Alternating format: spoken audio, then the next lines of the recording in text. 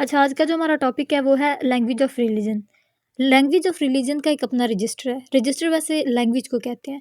ये वो लैंग्वेज है जिसके एस्पेक्ट्स एवरीडे लैंग्वेज से बहुत ज़्यादा चेंज हैं। उसमें जो लैंग्वेज होती है वो काफ़ी सीरियस लैंग्वेज होती है, सोबर किस्म की पुख्ता लैंग्वेज होती है। उसमें हम लोग स्पिरिचुअल एस्पेक्ट्स जो है वो ज़्यादातर देखते हैं। उसका जो डिस्कोर्स होता है वो स्पिरिचुअल होता है। जो लैंग्वेज ऑफ रिलीजन है उसके एक स्पेशल लिंग्विस्टिक फीचर्स होते हैं। ये बेसिकली मेटाफोरिकल होती है इन नेचर, इसकी जो नेचर है वो मेटाफोरिकल होती है। लैंग्वेज ऑफ जो रिलीजन है इसको इसके डिफरेंट लेवल हैं, इसको हम स्टडी कर सकते हैं as a graphological, phonological, semantic levels. सबसे पहले हम बात कर लेते हैं ग्राफोलॉजिकल फीचर्स की। रिलीजियस लैंग्वेज में हम लोग इसके जो थीम्स हैं, जो इसके स्टाइल है वो एवरीडे लैंग्वेज से काफ़ी चेंज है।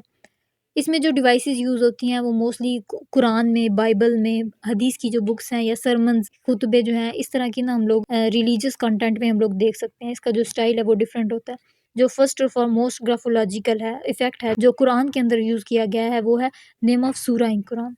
हर सूरा है उसका नेम, और उसका जो नेम है वो एक स्पेसिफिक इवेंट को शो करता है। फॉर एग्ज़ाम्पल सूरा बकरा, वो टाइटल है लॉन्गेस्ट सूरा ऑफ कुरान। कुरान की सबसे लॉन्गेस्ट सूरा को सूरा बकरा कहा जाता है, और उसका जो थीम और जो स्टोरी है वो उसके नेम से रिलेटेड है। जैसे स्टोरी ऑफ काऊ, बकरा काऊ को कहते हैं, वो अरेबिक वर्ड है। तो स्टोरी ऑफ काऊ यूस मतलब उसमें सारी जो डिस्कस की है, जो बेसिक थीम है वो काऊ का है, तो इसी वजह से उसका नाम रख दिया गया है। उसके बाद जो आ जाता है फीचर वो है ग्रामेटिकल फीचर। कोई भी जो लैंग्वेज है वो ग्रामर को प्रॉपर्ली फॉलो करती है। कुछ पर्टिकुलर सिचुएशंस होती हैं जहाँ पे वो पोएटिक स्टाइल यूज़ कर लेती हैं जो रिलीजियस लैंग्वेज है। अगर एग्जाम्पल है बाइबल से, उसमें हम लोग देखते हैं कि बाइबल में प्रॉपरली ग्रामर को फॉलो किया गया है।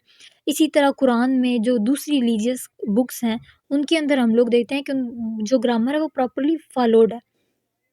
इसमें पंक्चुएशंस के रूल्स का बड़ा ख़्याल रखा गया है। कुरान के अंदर प्रॉपर पैटर्न है पंक्चुएशन का, इसी तरह बाइबल में भी है। यहाँ पे एक प्रॉपर और यूनिक सेंटेंस मार्कर्स यूज़ किए गए हैं। फॉर एग्ज़ाम्पल हम देख लेते हैं सूरह बकरा की आयत 2 को। This is the book in which there is no doubt, a guide for the righteous. ये वो बुक है जिसमें कोई शक नहीं है, ये नेक परहेज़गार लोगों के लिए एक गाइड है। इसी तरह इसकी आयत 12 को देख लेते हैं। In fact they are trouble makers but they are not aware. तो यहाँ पे बाकायदा ग्रामेटिकल फीचर्स को फॉलो किया गया है। उसके बाद फ़ोनोलॉजिकल लेवल आ जाता है, जो साउंड सिस्टम है, वो किसी भी मतलब कोई भी बुक है उसको बड़ा इफ़ेक्ट करता है। हम रिलीजियस लैंग्वेज में जो फ़ोनोलॉजिकल सिस्टम है वो बहुत मज़बूत है। जो रिलीजियस लैंग्वेज है वहाँ पे हम लोग प्रोज़ और पोएटिक दोनों स्टाइल्स को देखते हैं।